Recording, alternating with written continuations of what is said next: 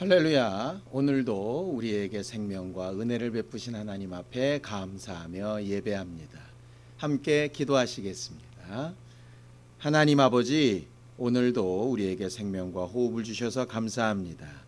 지난 한 달 동안 우리가 하나님의 위로를 받으며 여기까지 왔습니다. 앞으로 남은 날들도 하나님의 눈빛 앞에서 살게 되기를 원합니다. 하나님께서 오늘 예배 가운데도 우리를 만나 주시고 주 예수의 은혜와 성령의 감동하심으로 새 힘과 능력을 더하여 주시옵소서. 예수님의 이름으로 기도하였습니다. 아멘. 하늘에 계신 우리 아버지여, 이름이 거룩히 여김을 받으시오며 나라 임하옵시며 뜻이 하늘에서 이룬 것 같이 땅에서도 이루어지이다. 오늘날 우리에게 일용할 양식을 주옵시고 우리가 우리에게 죄 지은 자를 사하여 준 것 같이 우리 죄를 사하여 주옵시고 우리를 시험에 들게 하지 마옵시고 다만 악에서 구하옵소서. 나라와 권세와 영광이 아버지께 영원히 쌓옵나이다. 아멘. 찬송가 488장 함께 찬양하겠습니다. 488장입니다.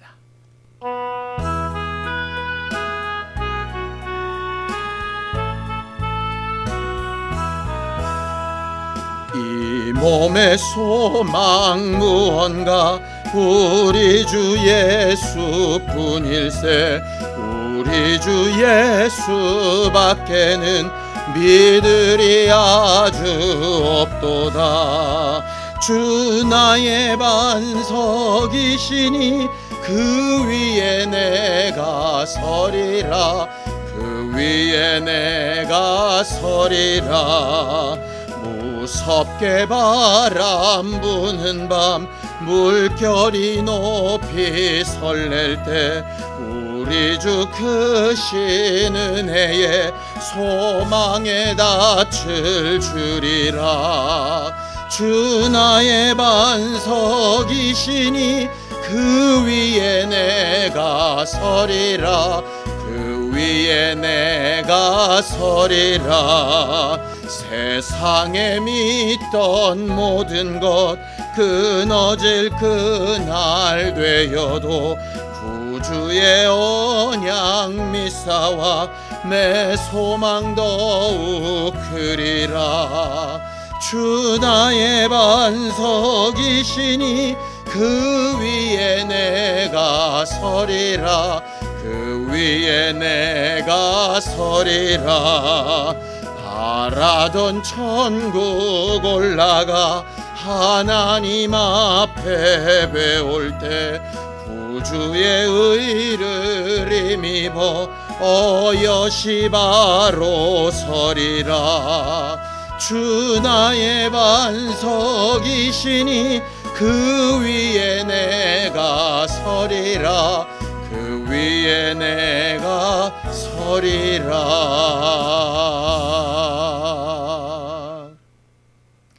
하나님 아버지, 오늘도 매일매일을 우리와 함께 하시는 하나님 앞에 소망을 두고 하나님께서 우리를 어떻게 어디를 향하여 인도하실지 기대하는 마음으로 말씀도 듣고 말씀을 전하게 하여 주시옵소서. 믿음으로 헌금한 손길들 위에 복을 주셔서 저들이 소망을 가지고 행한 이 일에 하나님께서 약속하신 말씀대로 갚아주셔서 저들의 믿음이 헛되지 아니한 것을 보게 하여 주시옵소서. 예수님의 이름으로 기도하였습니다. 아멘. 하나님의 말씀은 사도행전 28장 16절에서 22절까지 말씀을 함께 합독하겠습니다. 사도행전 28장 16절에서 22절까지 말씀입니다. 함께 읽습니다. 시작. 우리가 로마에 들어가니 바울에게는 자기를 지키는 한 군인과 함께 따로 있게 허락하더라. 사흘 후에 바울이 유대인 중 높은 사람들을 청하여 그들이 모인 후에 이르되, 여러분 형제들아, 내가 이스라엘 백성이나 우리 조상의 관습을 배척한 일이 없는데 예루살렘에서 로마인의 손에 죄수로 내준 바 되었으니 로마인은 나를 신문하여 죽일 죄목이 없으므로 석방하려 하였으나 유대인들이 반대하기로 내가 마지 못하여 가이사에게 상소하며 내 민족을 고발하려는 것이 아니니라. 이러므로 너희를 보고 함께 이야기하려고 청하였으니 이스라엘의 소망으로 말미암아 내가 이 쇠사슬에 매인 바 되었노라. 그들이 이르되 우리가 유대에서 내게 대한 편지도 받은 일이 없고 또 형제 중 누가 와서 내게 대하여 좋지 못한 것을 전하든지 이야기한 일도 없느니라. 이에 우리가 너의 사상이 어떠한가 듣고자 하니 이 파에 대하여는 어디서든지 반대를 받는 줄 알기 때문이라 하더라. 아멘. 우리는 하나님 앞에서 또 사람들 앞에서 신앙생활하는 사람들입니다. 말 그대로 믿음을 가지고 사는 사람들이지요. 세상 사람들이 가진 믿음과는 조금 다른 믿음입니다. 하나님이 살아계시다라고 하는 믿음, 우리가 영적 존재다라고 하는 믿음, 하나님께서 우리를 위하여 그 아들을 내어주시기까지 우리를 사랑하셨다라고 하는 믿음, 우리의 모든 죄와 허물과 약한 것들이 예수 그리스도의 공로로 말미암아 회복되어짐을 얻고 마지막 날 하나님을 사랑하고 그 뜻대로 부르심을 입은 자들에게 모든 일이 합력하여 선을 이루어서 영생에 이루도록 우리가 나아갈 곳이 있다라고 하는 것에 대한 믿음이지요. 세상 사람들도 믿음을 가지고 살지만 우리가 가진 믿음과는 조금 다릅니다. 그런데 신앙생활은 꼭 믿음만 가지고 하는 것은 아닙니다. 하나님께서 믿음과 함께 영원토록 있어야 할 것 두 가지를 더 이야기하셨습니다. 성경을 좀 볼까요? 고린도전서 13장 13절입니다. 함께 읽습니다. 시작. 그런즉 믿음, 소망, 사랑 이 세 가지는 항상 있을 것인데 그 중에 제일은 사랑이라고 이렇게 말하고 있죠. 우리가 믿음이 없이는 하나님을 기쁘시게 못한다라고 하여 믿음을 아주 강력하게 주장을 합니다. 그런데 우리가 방금 읽은 성경 말씀에 비추면 그 믿음보다 더 중요한 것, 제일은 사랑이라고 이렇게 말하고 있죠. 오늘은 그 세 가지 중에 언급되지 않은 하나, 소망에 대한 이야기를 좀 하려고 합니다. 믿음과 소망과 사랑은 항상 있을 것인데 함께 존재해야 하는 것입니다. 그 중에 가장 기본이 되는 것이 사랑이라고 하신 것이지요. 우리는 어떤 소망을 가지고 살아갑니까? 세상 사람들도 나름대로 소망을 가지고 살아가고 우리도 소망을 가지고 살아갑니다. 그런데 마치 믿음이 각각 다른 성격인 것처럼 세상 사람들의 소망과 우리의 소망도 조금 다릅니다. 사랑도 마찬가지이겠지요. 세상 사람들도 분명히 소망을 가지고 살아가고 소망을 중요하게 여깁니다. 굉장히 안 좋은 말이지만 많은 사람들이 입에 올리고 있는 헬조선이라고 하는 단어가 있지요. 이 한국 땅이 지옥 같다는 겁니다. 왜 지옥 같을까? 아무리 봐도 다른 세계 여러 나라에 비해서 발전 속도도 빨랐고요. 또 많은 어려움 가운데서 그 어려움을 이기면서 극복해낸 좋은 과거의 경험들도 많이 있습니다. 세계에 있는 어떤 나라보다도 차별이 좀 적은 것 같고요. 나름 그래도 열심히 살려고 하는 데에 제한받는 것도 그리 많지 않아 보입니다. 물론 상대적인 부분입니다. 그럼에도 불구하고 왜 헬조선이라고 얘기를 할까? 특별히 과거에 비추어 보면, 과거의 어떤 시대에 비추어 보면 민주적인 부분도 경제적인 부분도 여러 가지 사회 시스템이나 보장되는 부분도 다 월등하게 좋아진 것 같은데 왜 그때보다 더 못 살겠다고 할까? 이유는 소망 때문 아닌가라는 생각이 듭니다. 과거에 지금보다 훨씬 더 어렵고 힘들고 아플 때에는 더 나아질 수 있다는 기대, 열심히 하다 보면 더 좋아질 수 있다라고 하는 소망이 있었던 것 같아요. 개천에서 용이 난다라고 말하는 것처럼 아무것도 가진 것이 없어도 내가 열심히 하고 성실하게 행하면 어느 일정 수준의 일을 이룰 수 있다는 소망이 있었는데 지금은 점점 그런 소망이 없어 보인다라고 하는 것이죠.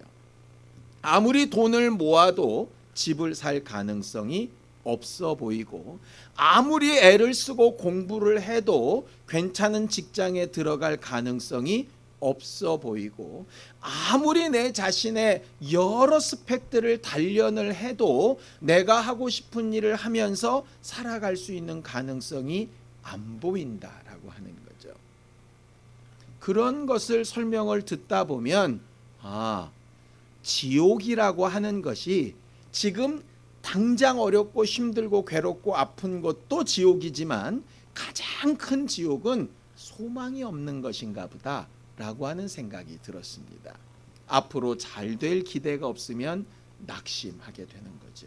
그래 놓고 보니까 사람들이 가장 중요하게 생각하는 게 목숨 아닙니까? 생명 아닙니까? 그런데 간혹 우리는 아주 슬픈 기사들을 보죠. 자기만 목숨을 끊는 게 아니라 일가족을 다 데리고 동반 자살을 하는 사람들도 있습니다. 왜 그럴까? 지금 당장의 고통도 고통이고 지금 당장의 실망도 실망이지만 앞으로 나아질 기미가 안 보이기 때문에 그랬던 것 같습니다. 어느 누구도 위로해 주지 않고 어느 누구도 그들에게 살 길을 알려주지 않고 어느 누구도 이렇게 하면 해결이 될 거라고 알려주거나 그들에게 그런 기대와 소망을 품게 해주지 못했기 때문 아닐까라는 생각이 들었습니다. 이 세상 몇십 년 사는 기간 동안에도 몇 날 며칠 앞날의 이 일이 가망성이 없어 보이면 낙심을 하게 되는데 신앙생활은 오죽하겠습니까? 이 세상의 삶도 소망이 매우 중요하지만 우리가 하는 신앙생활, 이 영적 생활도 소망이 대단히 필요합니다. 소망이 있으면 사람들은 고통이나 어려움이나 아픔이나 궁핍함을 다 견딜 줄 압니다. 몸이 너무 아픈데 수술만 받으면 살 수 있다라는 소망이 들어오면 지금 아픈 것보다도 더 아프고 두려운 그 수술, 엄청난 돈을 들이고 많은 시간을 들여야 되는 그런 과정을 과감하게 선택을 합니다. 왜냐? 나아질 수 있다는 소망 때문에 그런 것들을 다 감수하는 거죠. 과거에 우리의 삶이 그러지 않았습니까? 우리가 현재를 살면서 헬조선이라고 얘기하는 건 그런 것을 투여하고 애쓰고 힘쓸 만한 가치를 못 느낀다는 데 있습니다. 그래 놓고 보면 지금 이 땅은 말 그대로 지옥의 전초전이라고 봐도 맞을 것도 같습니다. 아무리 애쓰고 힘써도 바뀔 수 없는 현실이 존재하기 때문에 사실상 낙심되고 실망되고 여기서 내 생을 마감하고 싶은 생각이 드는 거죠. 더 이상 어려움을, 더 이상 궁핍함을, 더 이상 힘들고 아픔을 굳이 감당하고 싶은 생각이 없는 겁니다. 그런 걸 감당해도 나아질 게 없는데 내가 왜 그런 걸 굳이 감당해야 됩니까? 신앙생활도 마찬가지입니다. 우리가 꿈꾸는 것, 우리가 바라는 것이 정말 더 나아지고 더 좋아지고 더 분명한 것으로 우리가 향해 있지 않으면 우리의 신앙생활은 왜 굳이 내가 이렇게 신앙생활을 해야 되지? 라고 하는 생각에 빠질 수밖에 없습니다. 우리의 소망은 어디에 있어야 됩니까? 이 세상 사람들의 소망은 어디에 있지요? 성경은 분명히 이렇게 가르칩니다. 디모데전서 6장 17절에서 18절까지 함께 읽어보겠습니다. 함께 읽습니다. 시작. 내가 이 세대에서 부한 자들을 명하여 마음을 높이지 말고 정함이 없는 재물에 소망을 두지 말고 오직 우리에게 모든 것을 후히 주사 누리게 하시는 하나님께 두며 선을 행하고 선한 사업을 많이 하고 나누어 주기를 좋아하며 너구라운 자가 되게 하라. 이 세상을 사는 사람들의 입장에선 도무지 받아들일 수 없는 말씀 같습니다. 이 세상에 가장 큰 소망을 주는 게 물질 아닙니까? 돈 아닙니까? 특별히 우리나라는 돈 많으면 살만한 나라 아닙니까? 그러니 모든 사람들이 돈에 소망을 둡니다. 왜 부동산에 소망을 둡니까? 돈이 따라가기 때문입니다. 좋은 스펙에 왜 소망을 둡니까? 돈이 따라가기 때문입니다. 좋은 직장, 안정적인 직장 다 마찬가지입니다. 이 세상의 소망은 너무나도 간단합니다. 돈에 있습니다. 근데 하나님은 신앙인들에게 너희 소망을 돈에 두지 말고 하나님 앞에 두라는 겁니다. 왜냐? 돈에 소망을 두는 순간에 그 돈을 내가 원하는 만큼 가질 수 없다는 걸 바로 알기 때문에 소망은 사라지고 살 가치도 사라지고 이 땅에 더 이상 존재할 필요가 없어지게 되기 때문입니다.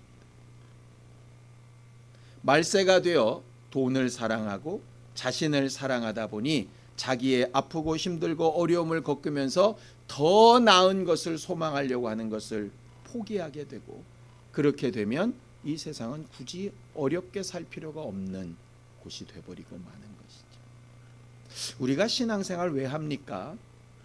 우리도 육체를 가진 사람이기 때문에 순간순간 예수 잘 믿어서 부자 됐으면 좋겠다.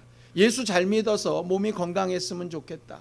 예수 잘 믿어서 내 자손들이 잘 됐으면 좋겠다. 예수 잘 믿어서 내 형편이 더 나아졌으면 좋겠다. 거기다 아주 거창한 이유를 붙여서 그렇게 되어진 일에 하나님이 도우셨다, 이런 간증을 하며 살았으면 좋겠다라는 말들을 굉장히 많이 합니다. 맞습니다. 좋습니다. 그럴 수 있습니다. 그런데 곰곰하게 정말 깊이 한번 생각해 볼 필요가 있습니다. 여러분들의 소망은 돈입니까? 하나님입니까? 저는 목사로서 제 자신에게 좀 심각하게 묻게 됐습니다. 나는 정말 하나님께 소망을 둔 사람이 맞는가? 내가 지금 이렇게 목회를 하고 있고 여러분들을 만나고 있고 예배를 인도하고 있는데 이 모든 일이 정말 하나님께 소망을 두고 하고 있는 일이 맞는가? 이걸 내가 계속 확인하지 못하고 이걸 내가 정확하게 답변하지 못하면 우리는 정말 불쌍한 사람일 수 있습니다. 간혹 도무지 이룰 수 없는, 도무지 말도 안 되는 헛것 같은 꿈을 꾸면서 애쓰는 사람들을 볼 때 우리는 안타깝지요. 하나님을 사랑하고 자기 영혼의 가치를 두고 이 생뿐 아니라 정말 하나님의 나라, 하나님 앞에 섰을 그때에 하나님께서 나를 뭐라고 불러봐 주실까라고 하는 거에 소망이 없는데 여기서 하나님을 부르고 하나님의 은혜를 말하고 하나님을 찬송한다고 하고 내가 하나님께서 부르신 지체라고 얘기를 한다면 얼마나 허망한 일이겠습니까? 코로나 사태로 굉장히 많이 삶의 모습들이 바뀌었습니다.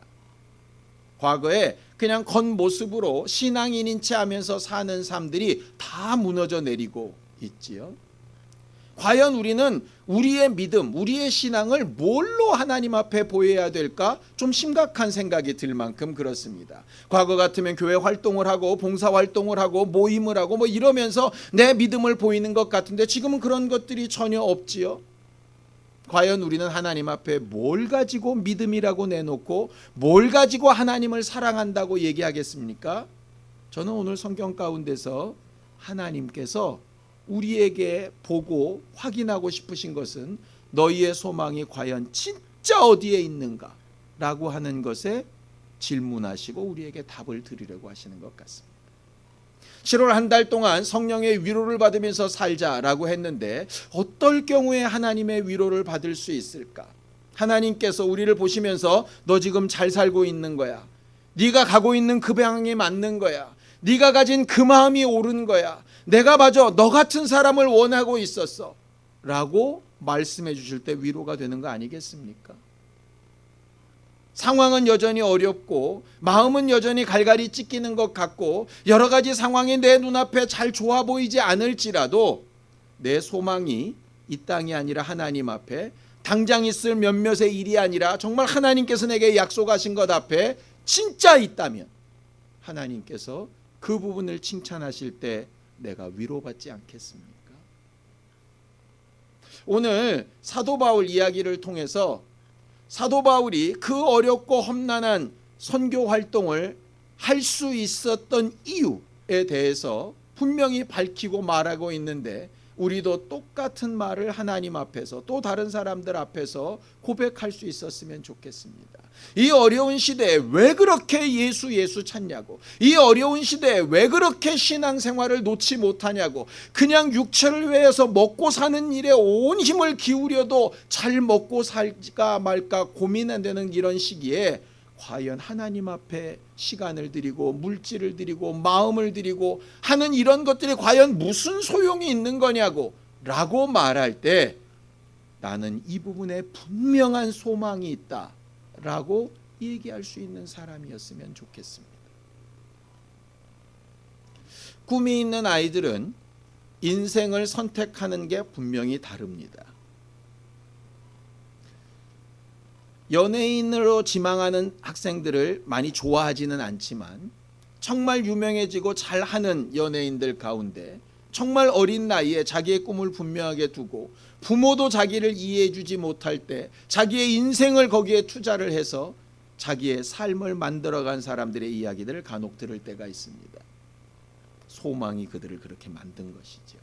사람들은 이해할 수 없습니다. 왜냐? 소망이 다르니까. 어떤 사람은 이 세상의 높은 산을 계속 올라갑니다. 손발이 잘려가면서 동상 걸린 것으로 끊어내가면서 올라갑니다. 그의 나름대로의 소망이 있기 때문입니다. 세상 사람들은 그 소망을 이해하지 못합니다. 그의 하는 일이 답답하지요. 그래서 흔히 이런 얘기 하지 않습니까? 그렇게 해서 돈이 나오냐 밥이 나오냐. 그 얘기가 뭡니까? 그렇게 평가하고 있는 사람의 소망은 어디에 있다는 거죠? 돈과 밥에 있는 겁니다. 물론 돈과 밥에 있다고 해서 잘못됐다는 얘기는 아닙니다. 육체가 있는 동안에 돈도 필요하고 밥도 필요합니다. 육체의 삶을 이루기 위해서 수고해야 될 것과 물질이 필요합니다. 당연히 목사도 그 부분이 필요합니다. 그런데 그것마저 포기할 수 있는 진짜 소망이 과연 있나? 라고 하는 부분입니다. 우리 신앙생활이 그런 소망으로 영원히 계속되었으면 참 좋겠습니다. 오늘 성경에 보면 드디어 바울이 로마에 도착을 해서 그 동역자들과 만났고 그리고 연금 상태에 이르게 됩니다. 연금 상태에 이르게 된 걸 이렇게 표현합니다. 사도행전 28장 16절입니다. 함께 읽습니다. 시작. 우리가 로마에 들어가니 바울에게는 자기를 지키는 한 군인과 함께 따로 있게 허락하더라. 바울에게는 한 군인이 전담으로 붙어서 그를 보호 내지는 감시합니다. 왜냐? 죄가 확정되어 있지 않지만 죄인으로서 가이사에게 재판을 받으러 가야 하기 때문에 도주할 수 없도록 또 반대 진영에서 암살할 수 없도록 두 가지 기능을 다 하는 것이죠. 별것 아닌 한 구절인데 이 구절을 읽으면서 갑자기 이런 생각이 들었습니다. 하나님은 우리의 보호자이실까? 감시자이실까? 두 가지가 다인 거죠. 우리가 죄악 가운데 빠지지 않도록 소망을 허튼 데 두지 않도록 잘못된 소망이 진짜 소망이라고 착각하지 않도록 감시하시고 가르치시고 깨닫게 하시는 일을 하는 게 하나님 맞습니다. 또 반대로 원수에게서 잘못된 생각들이나 방법들에게서 유혹에게서 우리를 보호하시는 일로도 우리와 함께 하시는 게 맞습니다. 신앙생활은 이렇게 보호와 감시를 동시에 받는 것입니다. 하나님의 보호를 얻고 하나님의 도우심을 얻고 싶다면 하나님의 감시도 감수해야 합니다. 하나님의 감시를 받아 뭔가 내가 불편하다면 반대로 하나님의 보호를 받고 있는 부분이 있는 겁니다. 우리의 신앙생활이 하나님의 감시와 보호가 없는 자들과는 분명히 다른 어떤 부분이 있게 되기를 예수님의 이름으로 축원합니다.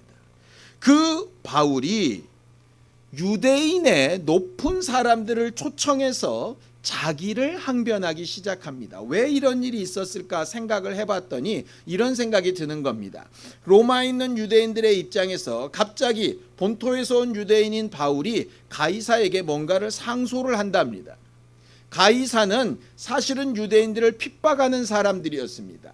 바울과 함께 일했던 아굴라와 브리스길라 같은 사람은 로마에 잘 살다가 자기의 기업을 다 뺏기고 쫓겨난 유대인이었습니다. 유대인들은 가이사에게 좋은 감정을 가지고 있지 않습니다. 그런데 유대인 중에 한 명이 갑자기 그 황제에게 자기를 구명하는 재판을 요청했다고 하니 배신자 아닌가? 우리로 따지면 과거의 친일파 아닐까? 이렇게 생각되는 것이죠. 그렇게 되어지면 복음이 전달되지 않습니다. 바울은 로마에 복음을 전하러 왔는데 자기의 행동이 잘못 오해를 받으면 복음이 막히게 되는 겁니다.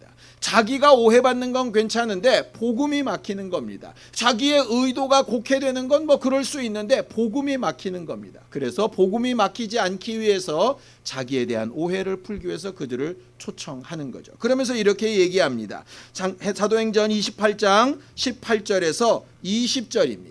함께 읽습니다. 시작. 로마인은 나를 신문하여 죽일 죄목이 없으므로 석방하려 하였으나 유대인들이 반대하기로 내가 마지 못하여 가이사에게 상소하며 내 민족을 고발하려는 것이 아니니라.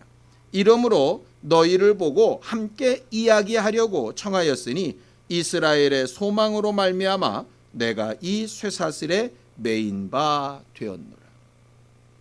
바울은 예전처럼 자기가 얼마나 억울한지, 자기가 얼마나 깨끗하게 살았는지, 자기를 암살하려고 했던 사람들이 얼마나 나쁜지 뭐 이런 얘기를 하는 게 아닙니다.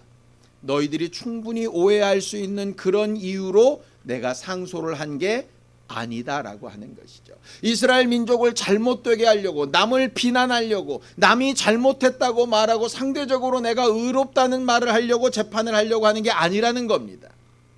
자기가 하는 모든 행동은 단 하나 때문이라고 얘기합니다. 이스라엘의 소망에 관한 이유 때문이죠. 이스라엘의 소망이 뭡니까? 이스라엘 사람들이 바라던 메시아입니다. 물론 예수께서 메시아로 오신 것과 유대인들이 바라는 메시아는 좀 달랐죠. 마치 신앙인들이 바라는 소망과 세상 사는 사람들이 바라는 소망이 다른 것과 마찬가지입니다.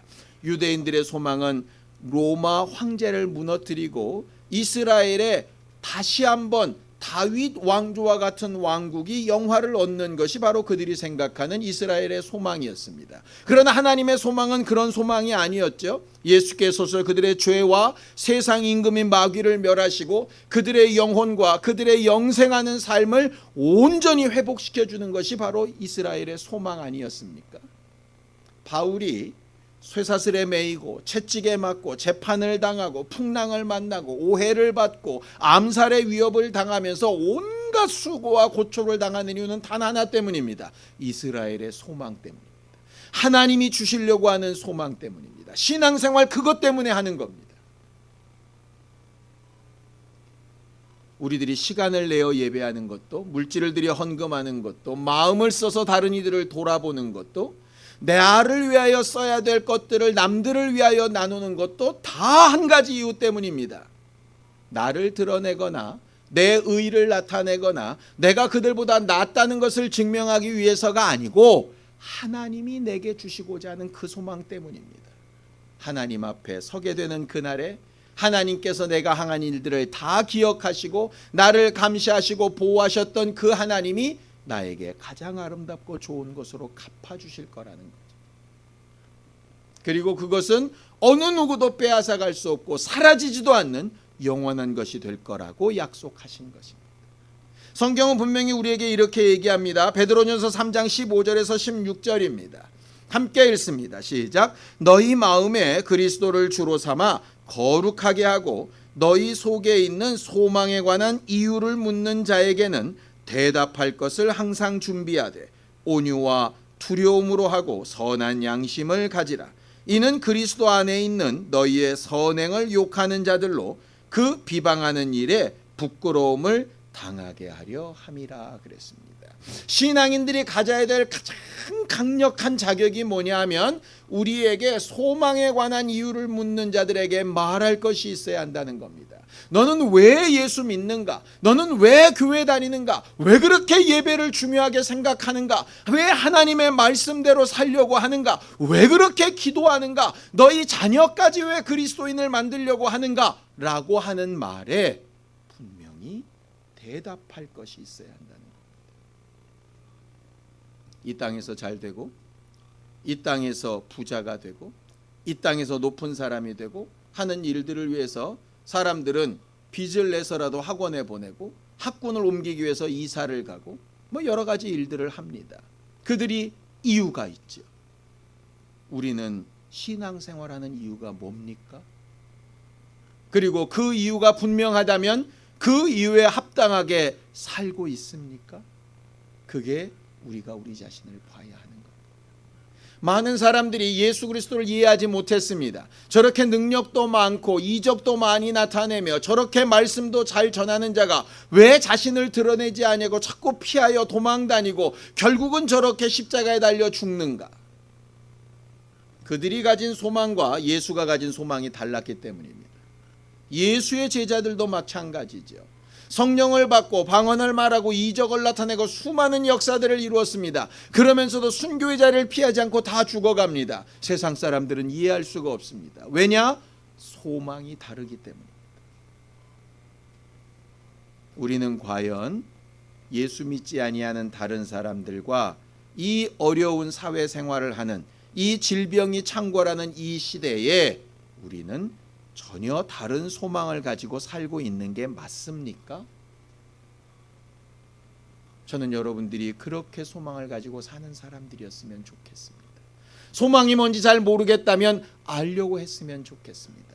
너무나도 감사하게도 오늘 본문에 보면 그렇게 초청받은 유대의 높은 사람들은 선입견이 없었습니다. 먼저 들은 정보도 없었고 바울을 반대하는 사람들의 서신을 받은 적도 없었습니다. 단지 예수 믿는 것에 대해서 누구나 다 핍박을 하니까 도대체 왜 이렇게 핍박을 받는지 들어보려고 내가 왔다라고 얘기를 하죠. 자, 사도행전 28장 21절 22절입니다. 함께 읽습니다. 시작. 그들이 이르되 우리가 유대에서 내게 대한 편지도 받은 일이 없고 또 형제 중 누가 와서 내게 대하여 좋지 못한 것을 전하든지 이야기한 일도 없느니라. 이에 우리가 너의 사상이 어떠한가 듣고자 하니 이 파에 대하여는 어디서든지 반대를 받는 줄 알기 때문이라 하더라 그랬습니다. 신앙생활하는 우리에게 이러한 마음이 늘 있었으면 좋겠습니다. 선입견 말고 남들의 말에 휘둘리는 것 말고 분명히 자기 자신에게 물어봤으면 좋겠습니다. 나는 어떤 소망을 가지고 왜 신앙생활하고 있는가? 나는 지금 이 시간에 무슨 소망을 가지고 이 예배에 참여하고 있는가? 나는 나와 내 가정을 향하여 무슨 소망이 있길래 하나님을 찾고 구하고 그들에게 예수를 믿어야 된다라고 말하고 가르치고 있는가 하는 것이죠. 소망은 다른데 행동이 어그러지면 이상한 삶이 됩니다. 내가 가진 소망을 분명히 하고 그 분명한 소망에 합당한 신앙생활을 하며 미래를 꿈꿀 수 있는 하나님의 나라를 향하여 가는 교회가 되기를 예수님의 이름으로 축원합니다. 기도하시겠습니다. 하나님 아버지, 우리를 도우셔서 날마다 주의 말씀과 성령의 위로로 힘을 얻게 하여 주시옵소서. 눈에 보이고 손에 잡히는 것으로는 낙심되고 실망되고 미래가 보이지 않는 것 같아서 답답하고 모든 것을 다 포기하고 싶은 때가 있는데, 그때에 우리의 소망의 눈이 어디를 향하여야 하는지 밝히 보여주시고 하나님의 위로하시고 인도하시는 음성이 들려지게 하여 주셔서 세상 사람들이 보는 소망과는 분명히 다른 하나님께서 우리에게 주고자 하시는 그 분명한 소망의 이유가 우리 안에 대답되어지게 하여 주시옵소서. 그리고 그 소망에 합당하게 예배하고 생활하고 기도하고 말하고 행동하는 교회가 될 수 있도록 우리 모두를 도우시고 인도하여 주시옵소서. 세상 사람들은, 소망이 다른 사람들은 도무지 이해할 수 없는 그때에 하나님께 감시와 위로와 보호를 받으며 승리하는 교회가 되어져 가길 원하오니 우리와 우리의 미래에 함께하여 주시옵소서. 이제는 우리 주 예수 그리스도의 은혜와 하나님 아버지의 극진하신 사랑과 성령님의 감동하시고 함께하시는 분명한 증거가 소망을 위해 이야기하고 행동하는 우리 모두 위에 이제로부터 영원까지 함께 있을지어다. 아멘.